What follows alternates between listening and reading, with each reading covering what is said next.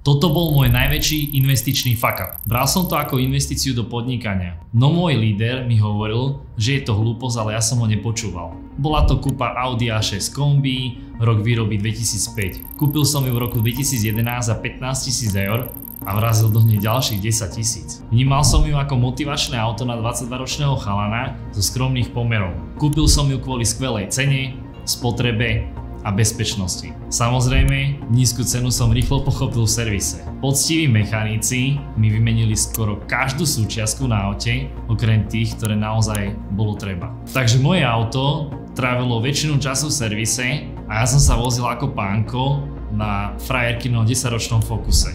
Dôležité ale bolo, že na konci dňa som sa na tom dokázal poučiť. Pri každej ďalšej kúpe auta alebo inej investícii som si vždy urobil kvalitný prehľad trhu, poradil sa s odborníkmi a najmä nešiel nad rámec svojich finančných možností.